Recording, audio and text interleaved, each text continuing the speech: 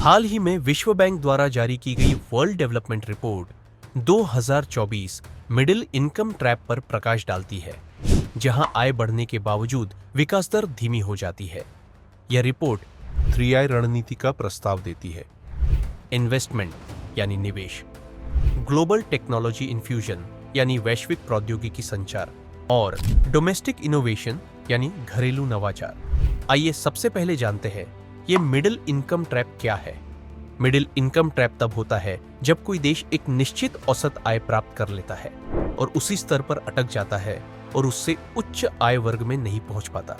बीते एक दशक से भारत की प्रति व्यक्ति आय $1,500 से $3,000 के बीच अटकी हुई है।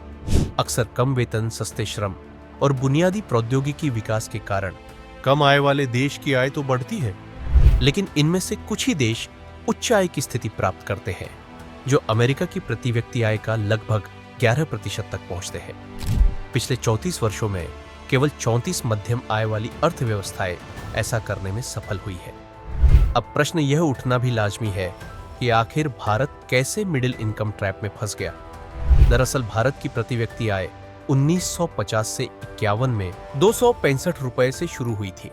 1980 के दशक में इसमें 5.6% की वृद्धि देखी गई। उसके बाद 1991 में उदारीकरण हुआ और खुली अर्थव्यवस्था ने सेवा क्षेत्र को बढ़ावा दिया, जिससे मध्यम वर्ग का विस्तार हुआ और 1991 में विदेशी मुद्रा भंडार बढ़कर $5.8 बिलियन हो गया। इस अवधि के दौरान भारत ने उच्च विकास चरण हासिल किया, जिसमें जीडीपी में सालाना 8 से 9% की वृद्धि हुई। इसके अलावा कोविड महामारी के बावजूद भारत की जीडीपी $3.75 ट्रिलियन और प्रति व्यक्ति आय 2022 से 23 में 1,72,000 हो गई। हालांकि जीडीपी में विनिर्माण क्षेत्र की हिस्सेदारी अभी भी 15 से 17% के बीच बनी हुई है, जो 25% के लक्ष्य से कम है।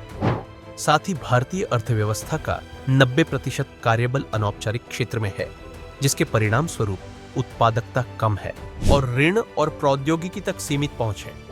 साथ ही 15 से 29 साल के युवाओं में बेरोजगारी दर 2024 में 10.2% होने की आशंका है। तो आखिर मिडिल इनकम ट्रैप से कैसे निकलेगा भारत? इससे बाहर निकलने के लिए भारत को विनिर्माण व नवाचार को बढ़ावा देने और उत्पादकता चुनौतियों का समाधान करने की आवश्यकता होगी। इसके लिए भारत को अपनी उत्पादन लिंक प्रोत्साहन योजना का विस्तार करने, लॉजिस्टिक्स दक्षता में सुधार करने और सार्वजनिक अनुसंधान एवं विकास व्यय बढ़ाने की आवश्यकता है। साथ ही भारत को प्रतिस्पर्धा बढ़ाने और अक्षमताओं को कम करने के लिए उत्पाद और कारक बाजारों को भी उदार बनाना चाहिए।